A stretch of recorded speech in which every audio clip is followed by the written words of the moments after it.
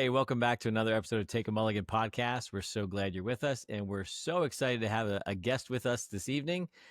Davia Delgado is with us here. She is a wife and mother and amazing cook and chef, and we wanted to bring her on here and tell us a little bit about her story.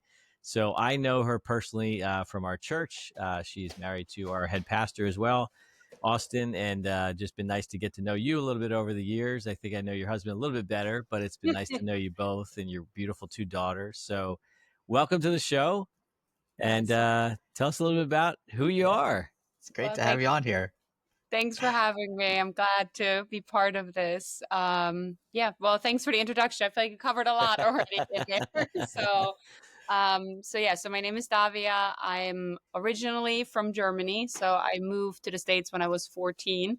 My parents won a green card lottery. So that's pretty wild. It's a real thing. So Yeah. but so we ended up in the States, and the way my parents actually picked Philadelphia is because we had a little sign hanging in our kitchen that was like hanging up, and it was like a Philadelphia license plate.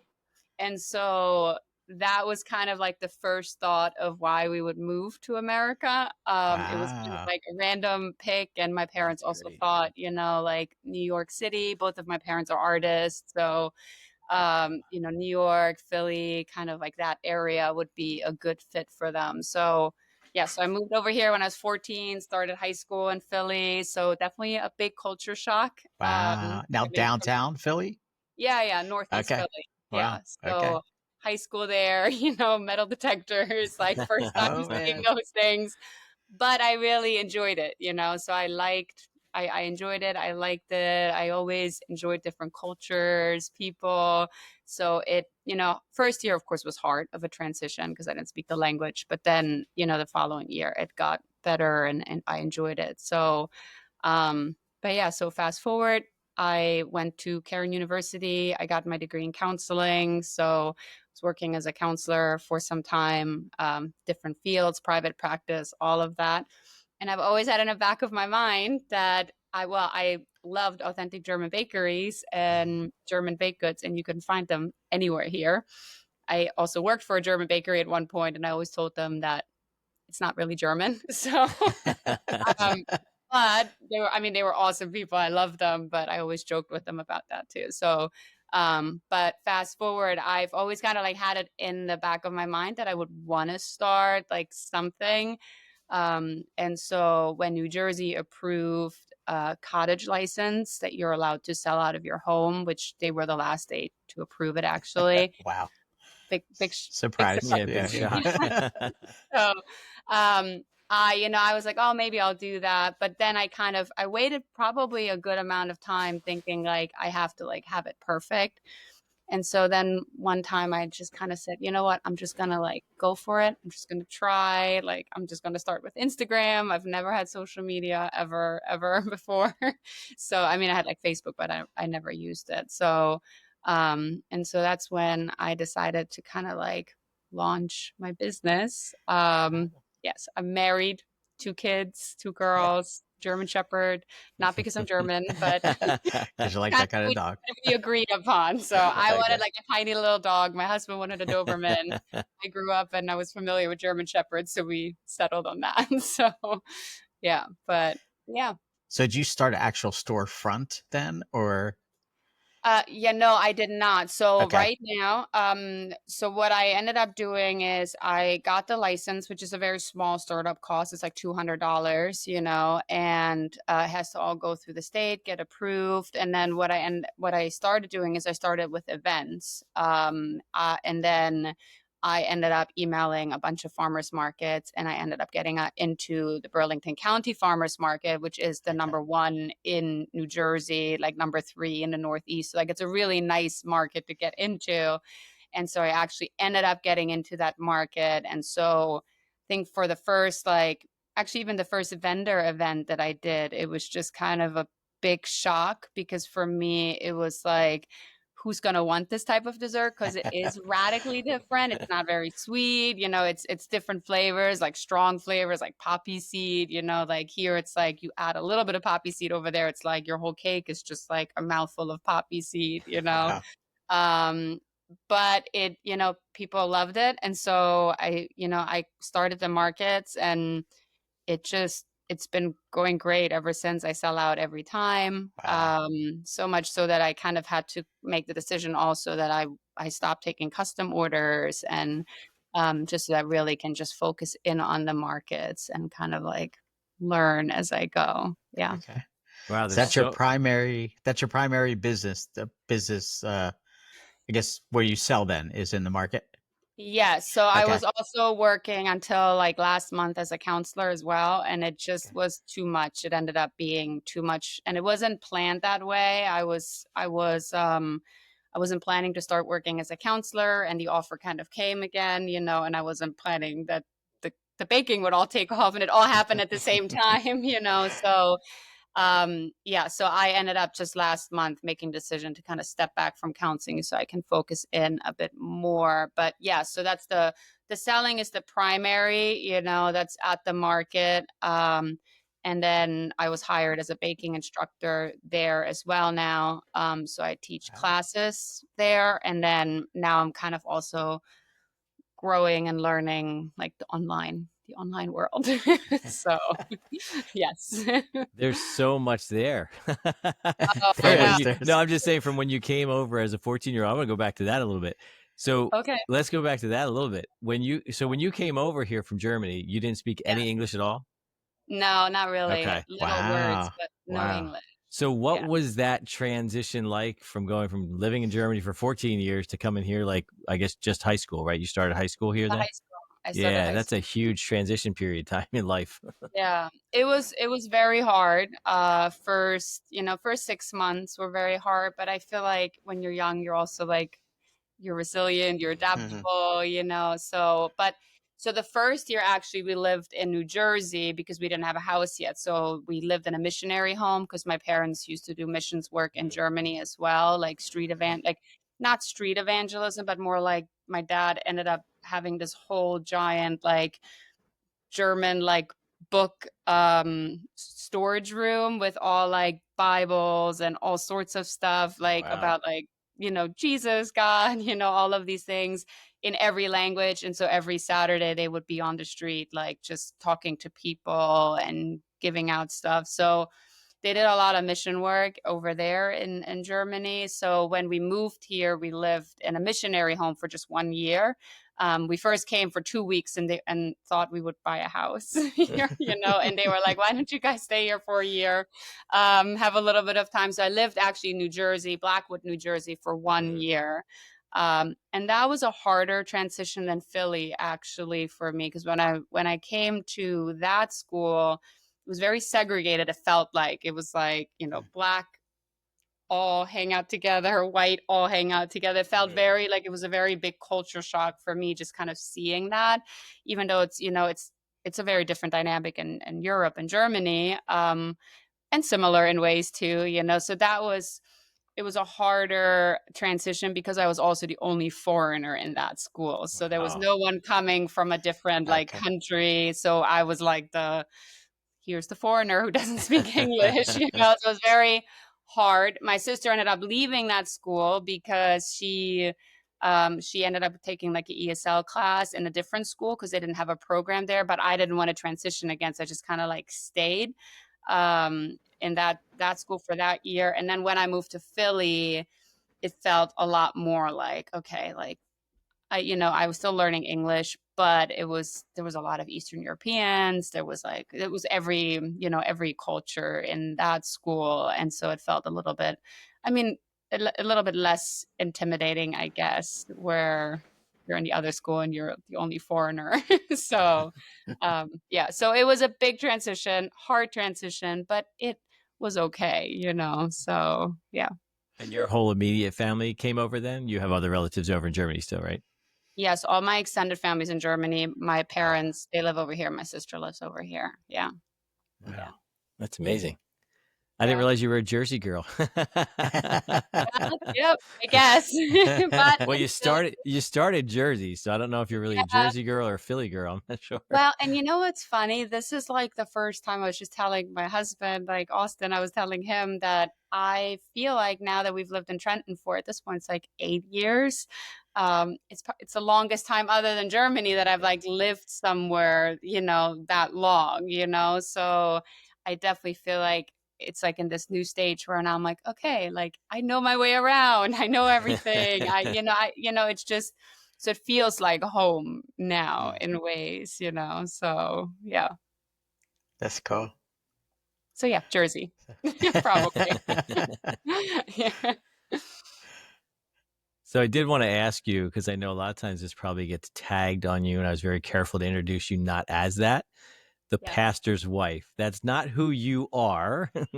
That's a role. But I think a lot of times, the wife of a pastor gets tagged as, oh, she's the pastor's wife. Tell me Yes. a little bit about that. Like, what is that like for you? What's that been like as you've had that as part of your roles, but not exactly who you are, right? Yeah, sure. So, hmm, I so I think growing up in Germany, I grew up in a Christian home, but it's still a bit different, culturally in ways.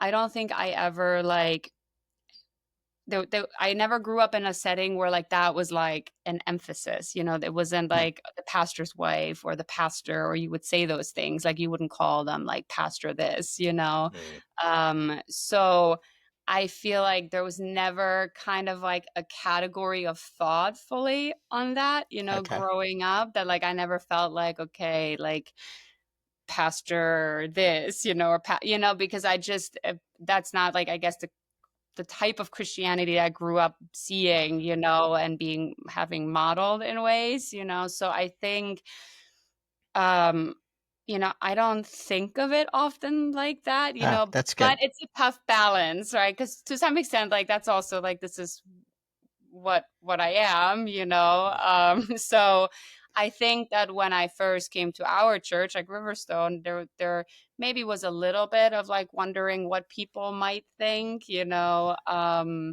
with all of that, But I also felt like because we had so many different types of pastors' wives, like they were all very different. It kind of also Okay. felt very freeing that like it doesn't mean if you're a pastor's wife, you have to do X, Y, and Z, because I felt like every one of the pastor's wife were different. Some were very involved, some were not as involved, some were, working, So I think that was really nice. And I also felt like ever since Austin and I've been together, it's always been like you're my wife. You're not Yeah. like, you're not Mm, supposed, you don't have to like do all of these things and feel like you need to be, I don't know, doing these things. But you sometimes still think about like when you start leading things or anything, when you say something, then you can see, okay, maybe there's a little bit more weight to it. So having to learn to like, okay, I'm gonna just maybe scale back a little bit or not be as yeah. outspoken. So yeah, but yeah, I not too much of a pressure, I feel like. That's good. That's nice to hear. And I think it's more the traditional churches that have that pressure that they put on Yeah. their wives. But it's strange how that's the one occupation you do that. Because I mean, nobody comes up to Brian and says, or Kim says, "So what's it like being a PT's wife?" Yeah, I mean, you're right.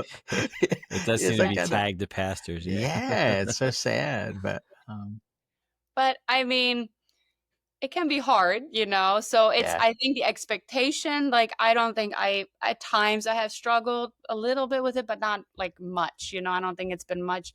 But I think it's also it's sometimes a hard place, because a lot of things. You have to be quiet. You don't say anything, So I think there's that part, where it can just sometimes be a little bit of a lonely place at times. yeah. So, but yeah, but like learning, like this is it, So this is part of the package in ways. Yeah. Well, hopefully, having multi-staff helps that because you have Yes. other wives that are in that ball in that Hmm. framework too. Yeah, it definitely helps. And that's, Yeah. having outside friends outside of the Oh, church, absolutely. and then Yeah. also having like people that like you can trust that are like, and other, elder wives or anything like that that know things that you can talk to. I think that's really helpful and important for sure. Yeah. Absolutely. Yeah. Yeah.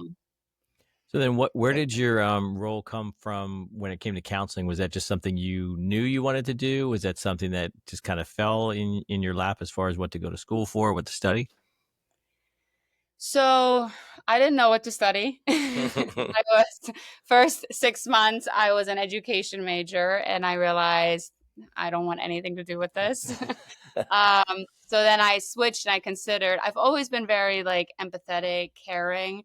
I think I've also had some of my own history, having had to go through counseling and having gone through trauma and, all sorts of stuff in that regard, that I felt like, you know, the Lord actually maybe used like the counseling training that I was getting to like help me kind of work through my own Yeah. stuff, So, so definitely wasn't like an easy time, and then I ended up going back to counseling to get my licensure, like license, all that stuff, the extra hour and all of that, which was really good. But I think it was more so like what was available. I was at the school. I knew I was more of a newer Christian, so I just wanted to go to a Christian school and learn more about the Bible as well. And I wanted to learn more about God, And so the counseling seemed like it's something that made sense, was something that like I felt like it I was good at in ways, just like empathy, compassion, caring for people. And it still is kind of like I'm still wondering like how it will connect, at times. Because I think the different settings that I've been in, I have enjoyed it and I feel like I've seen fruit, but I also have felt like I definitely would, and I definitely am more so of the more relational, like doing life and using these skills, and I feel like, I mean, it's not going to waste because I feel like there's constantly situations, where someone showing up at our house or something happens and like I have to jump into like crisis mode or counseling mode or, and so it's something that I love. I think for me, I'm also just kind of learning. I'm not very like formal, and so I like the more like doing life relational, versus kind of the like the come pay me this much and we spend an hour together, so yeah, so I'm still wondering how it's connecting. And I'm still wondering how Yeah. the baking and the counseling can connect over time. So yes, Well, so all sorts of ideas. maybe you'll start to learn how to counsel people how to really love German food. Maybe that's what it'll be. Well, or you do a group with adolescents, teaching them how to like cook or do something, and And and then then also do either like a eating disorder group, and a Oh, that's healthy great. Yeah, relationship with food, or like loving, I yeah. don't know. I have all sorts of ideas. that's I mean, I've great. worked with a lot of adolescents and the anxiety levels and Mhm. depression. I'm like, man, if they just like giving them a skill, like teaching them something, pulling them out of, so I have ideas, but I'm slowing my ideas down.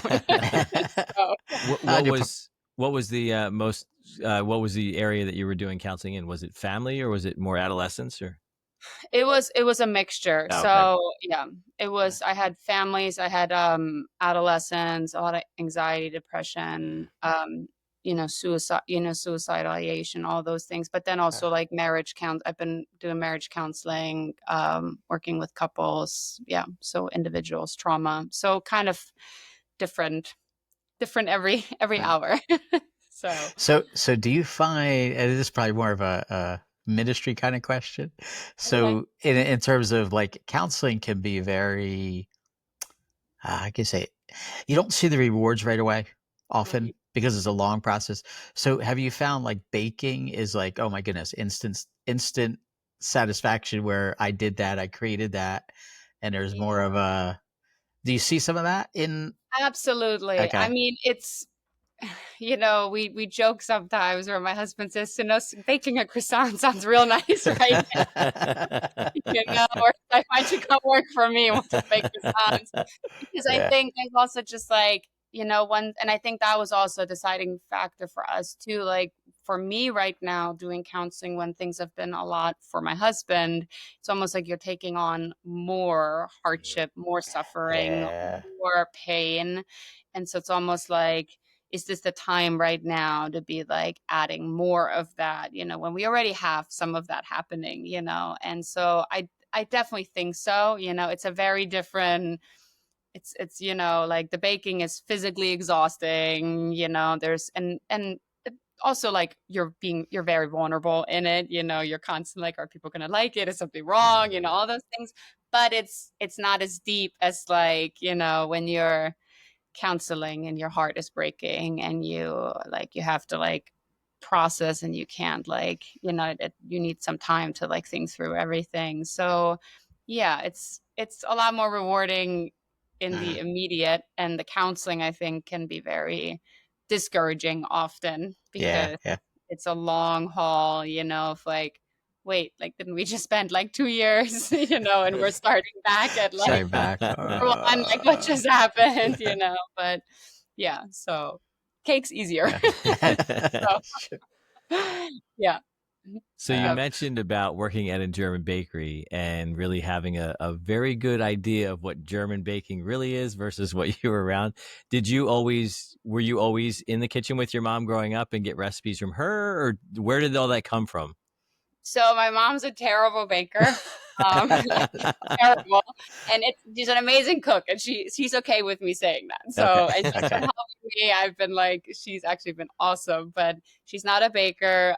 My grandma used to bake with her.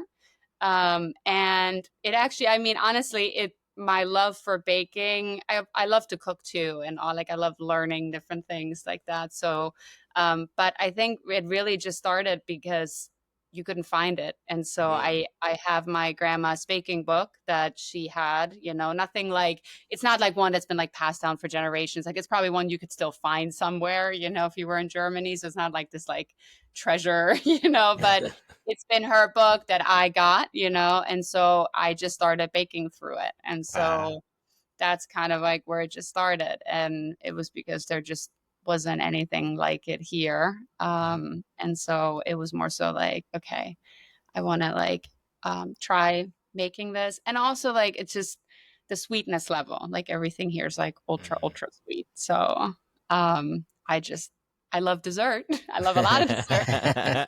Every time we go to Germany, I will eat like 3 cake slices a day. So I'm all for it, but it's also like what's in it, the ingredients, all of that stuff as well. Yeah. Now, do you find some more of the American baking coming around to that because of all the, I guess, Um, yes. So I mean, so Princeton, right? Like it's yeah, all like yeah, yeah. starting like it's either like Asian or French, you know. So there's definitely similarities there, but there's nothing like German baking here. Like there's Okay. just not. Like it doesn't exist, you know. It's not as like fine like how you would have it in like France, you know, where it's like these like, you know, it's just like one cake, but there's like 100 of different variations of everything. And every bakery is different, and there's just so much, like you can go in endless directions into bread. So bread maybe a little bit, you know, Okay. but I think it's definitely a little bit delayed like here. So I feel like here now it's a sourdough trend. And I feel like Germany, it's like when you make German sourdough or German breads, it's like there's like 5 different types of doughs in it, you know? So it's very, it's a very different like process. So yes, like the less sweetness is starting, I think. And I Okay. think that's why also at the markets I do well because I have a lot of clients that want less sweet. So I think there's maybe like a growing awareness of like, we shouldn't put like A lot of sugar. like like I think in grams still. So like Yeah. 3,000 grams of powdered sugar and an icing for one cake, like that can't be good for you. So yes, yeah. So what age were you when you started baking with your grandmother's book? It probably was around like 19 or so, like Okay. yeah, 20, you know, probably around then. And Like have you always been very active baking, or just recently when you started all this? I was active always, but I wasn't as good as I was now. So I Okay. work well under pressure. So Oh. if I'm like, I have to do this, I'll figure it out, So, but I definitely was baking a lot. But I feel like since starting my business, it just kind of like forced me to just like push myself even more, So, yeah, but it's definitely, I mean, I baked a lot. I was confident in what I was doing, but I feel like, starting the business, having to produce constantly, like, and having to keep going with it, like, kind of also pushed me to the next level, I guess, of learning. And yeah, a lot of YouTube videos.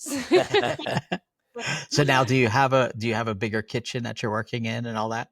So my whole basement I turned into like not Wow. the whole basement, but like they had a bar down here before in our basement, so I kind of turned it into like my little kitchen area. So I have a whole setup, yeah. Okay. So I got the commercial mixer. I worked very slow. Like I didn't put any of our money into it. Everything was just kind of As like you went. as I Okay. went Okay. when I could afford it, double Wow. oven now. So yeah. Nice. Yes. Yep. What is your favorite thing to bake? Uh, so everything that I'm not allowed to sell typically. So there's so many regulations of what I Really? cannot do. Like it is Really? unbelievable. Unless I would move to a commercial kitchen, which I'm contemplating if I want to do Okay. that, that's kind of like my next decision if I want to move to a commercial kitchen. But I love doing like all the cream cakes, but I can't sell any of that. So like Mm. and that's why I also started sharing recipes because I was thinking more of moving towards blogging a little bit where I can be a little bit more creative versus all the food regulations, which Mhm. are a lot in New Jersey. Wow. So, That's Jersey. yes. So, so like tarts, German cakes, real Black Forest cake. So, Uh, so all of those things. I don't like doing cookies. I absolutely hate doing cookies, and I make so many cookies. oh. So one thing I said I will never do, and it's like the one thing I sell like the most always. So yeah, So what, I guess, I think from a business aspect. So what are some of the challenges that you face, maybe to encourage or whatever yeah, for other business owners? Because there's a lot of people in your space in a yeah, sense of not German, bakery, but yeah, in a sense of, okay, what do I do next? Do I hire somebody part-time to take off some of the smaller stuff? Do I go commercial? Do I open a storefront? What are some yeah. of the things that maybe, I don't know, you could encourage or Sure. educate even some people who are in the same space? Yeah. I think it's a very small margin. Like even though like per market I do very well and I actually do like surprisingly well, like to the point that I've had people say like that's like unheard of, what you're doing, um but it's so like I think everything changes all the time. So Yeah. I think one thing that I've learned, like even talking to other bakers and people that own bakeries that I know now, is that like it is such small margins and such heavy labor all the time, and especially if you want to do like quality ingredients, like that's even harder. So I think what I feel like is the best thing is just like slow and steady and just Okay. staying slow and steady and testing every step of the way. Like I feel like it's easy and it's easy for me to want to get ahead of myself and be like, oh, Hmm. I can do two markets or I could do, I could jump into a commercial kitchen or but it's like once you're in it you got to keep going, and I Yeah. feel like just almost like just do like two market seasons and figure it out, see, because it's such a could also be a trend, right? Like people really liking it, and then I don't know, maybe something else is more interesting next time. So I think Yeah. it really is like you have to just kind of like stay patient and testing it and taking one step at a time, not like putting all your money into it, I would Yeah. say. Like, I Yeah. think, and that's what I've just hearing and talking to other business, like in every realm, like business people, just like you can always like do more, I guess, but if you get ahead of yourself, it's going to be really hard to like catch up. And I feel like I was kind of seeing that too. That's why I've even decided to step back with some of like the markets and not doing too many markets either to make sure I still want to do it and not overcommit to. Yeah. Yeah. I think your story is so fascinating. That was one of the reasons I want to have you on here, besides the fact you're a wonderful person to have on. But, But to go from an immigrant to come yeah, here, living in Philly, living in Jersey, living in Jersey again, and then to, go through school, go through counseling, get married, have kids, and then just to get into the whole entrepreneurial spirit of opening up Yeah. your own business. What's fascinating to me is watching you on social media. And I know I talked to your husband a little bit about that too. Is like, and you could share a little bit more, but watching you grow on that has been really fascinating yeah, because like some of the earlier stuff that I did see just mostly on Facebook, because I wasn't following you on Instagram at that point, but mostly on Facebook. And we're going to share all of your contact information for everybody that's listening so they can go check everything out for you.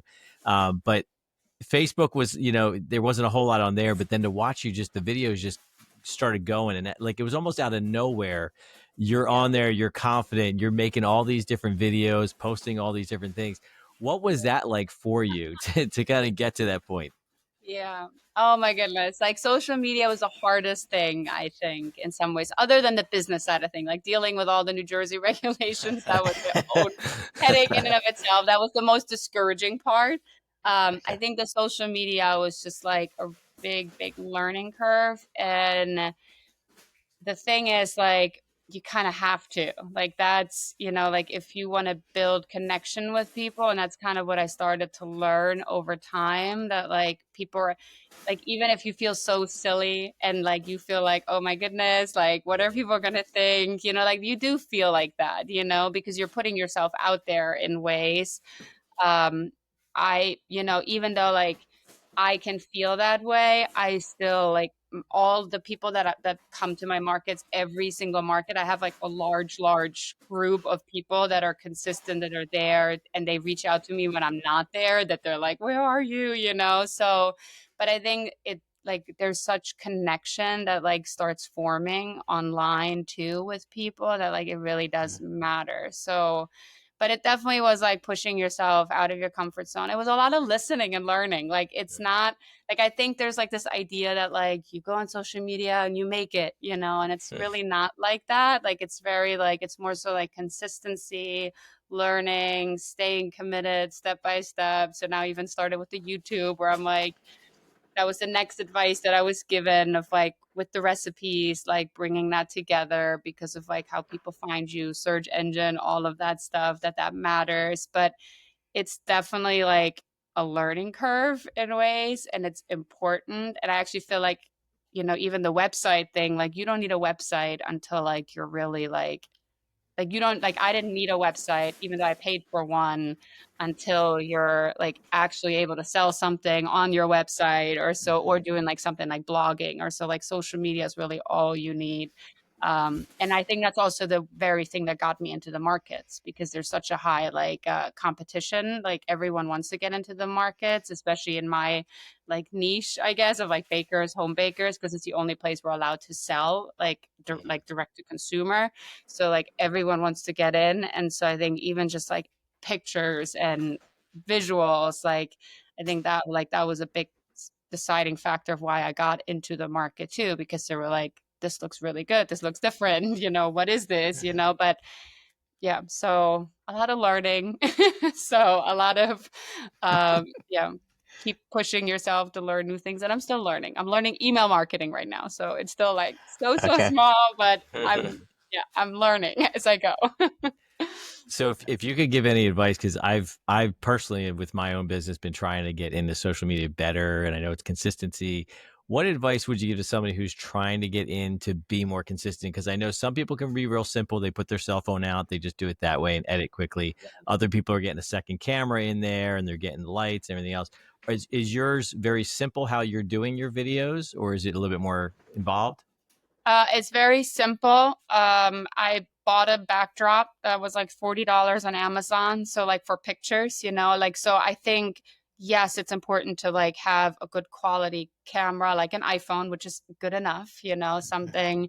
And I think it's also the one thing that like I've listened to and heard over and over is like, people want to connect to your story, Yeah. so I've learned that like if I do a video where I'm in person and I'm like giving a little bit more, it connects better, with people than like if it's just a picture, but it all changes. So I think you do have to keep up a little bit with what's changing. Like right now I've learned like carousels are like the newer thing, so like it's constantly changing. But then I also think that like um you also can't overthink it too much. I think that like you can easily get caught up and think like, oh, I have to do all of these things. And like I had a friend tell me like, oh, I'm going to start posting every day, and I'm like, that's crazy. Like, don't do that. Yeah. Because like you're going to set yourself up for failure. But I do think it's consistency for sure, like having to stay consistent. And like thinking through like a story kind of storyline, like what connects you to people, and so I think for me, I have a lot of people that are following that are either from Germany and they like moved here, or that have like connections to Germany or travels, or they love the culture, the food, and so that like that's kind of like the people of like, okay, so I'm learning they like to have the recipes, so now I'm loading the recipes on social media as well. So, but it's still a learning curve for sure. Yeah. And then are you also getting reached out to by other companies now that are seeing you on social media for their products? Because I think I've seen you do some of that. Yeah. So yeah. So I have some have reached out to me, and then some I have reached out to. So, I think that's also another big piece too. So what I've learned is that like it doesn't really matter as much with like your following. That's not really as important as it is about like the niche that you're in. Like the more niche you are of a market, like the better it is as a creator, I guess, because you're now like, even though like if you have 1,000 people following you, like, for you it would be like if doctors or anything like that, like that's the one that they want to target, right? For me, it's okay, like the companies that sell German food, or or like cooking, or because I have those people that are loyal and that want to learn, in that way. So yes, some have reached out to me, and then some I have just reached out to. So I think there's also a lot of like, you just have to put yourself out there. I think there's like this idea that like you're gonna make it, and then all these people are gonna reach out to you. Like you have to put in some of the work too. So Yeah. like you have to be the one. Hey, like here are my ideas. Like what do you think? And kind of starting to figure that out. So yeah. And how did you do with the cooking classes then? Like where did that develop from, and how do you like that compared to some of the other stuff you're doing? Is that a big passion that you want to continue with, is the classes? I love the classes. They're a lot of fun. So I would love to see it grow in ways over time. But so basically the market that I'm at, they have a culinary program also, because they have like a commercial kitchen there and everything. And so they do all sorts of classes for the community. And so they didn't have a baking instructor. And so they actually asked me and said, hey, like, we love your stuff. Like, would you want to be one of our instructors at this, at the place here? And so that's where it started. So, and then with the classes, they were filled immediately. Wow. My pretzel class has like 50 people on the wait list. So, Wow, that's and great. I think that was the cool part of just like maybe like another validation of seeing like there's a demand for it. The niche is like, it's very small. There's a lot of stuff in German, but there's not a lot of English stuff in German, like Yeah. about German food, So I think that's kind of like a little bit of like a somewhat untapped market, So I've also started connecting in that way with others that are like in that realm, and kind of like learning from them and connecting with them also. But that's how the market kind of the classes came about. It was more so they approached me. Yeah. And where did the That's name good. come from, Raven Cakes? My husband. Oh, He just came up Yeah. with it? So he's always better with like thinking of like meaning and all those Okay. things. But so the idea was, so ravens symbolize, God's provision. So there's the okay. story of in Kings where like he's being fed, Elijah is being fed by the By the raven. ravens. And then there's also, the like, aren't you more like worth than like the birds, but some translation will also say ravens.